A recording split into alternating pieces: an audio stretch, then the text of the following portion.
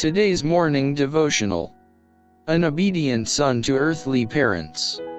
And being found in fashion as a man, he humbled himself.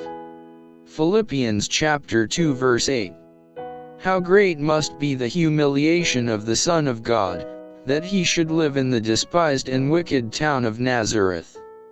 The most holy place upon earth would have been greatly honored by the presence of the world's Redeemer a single year. The palaces of kings would have been exalted to receive Christ as a guest. But the Redeemer of the world passed by the courts of royalty and made his home in a humble mountain village for 30 years, thus conferring distinction upon despised Nazareth. The Redeemer of the world passed up and down the hills and mountains, from the great plain to the mountain valley. He enjoyed nature's beautiful scenery. He was delighted with the fields glowing with the beautiful flowers, and in listening to the birds of the air, and uniting his voice with them in their happy songs of praise. The groves and mountains were his places of retreat for prayer, and frequently whole nights were spent in communion with his Father. Notwithstanding the sacred mission of Christ, his exalted relationship with God, of which he was fully aware, he was not above performing the practical duties of life.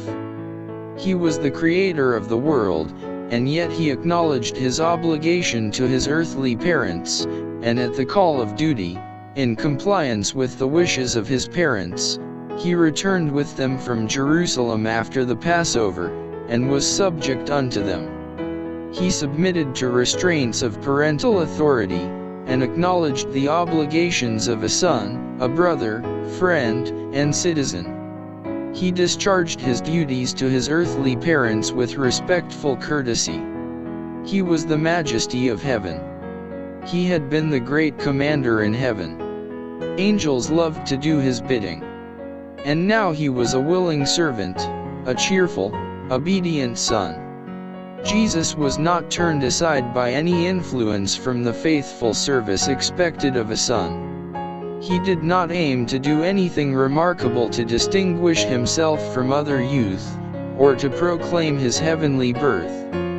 Even his friends and relatives, in all the years that Christ's life was passed among them, saw no special marks of his divinity. Christ was sedate, self-denying, gentle, cheerful, kind, and ever obedient. He avoided display, but was firm as a rock to principle. In the little notice given of his childhood and youthful life as an example for parents as well as children, that the more quiet and unnoticed the period of childhood and youth is passed, and the more natural and free from artificial excitement, the more safe will it be for the children, and the more favorable for the formation of a character of purity, natural simplicity, and true moral worth.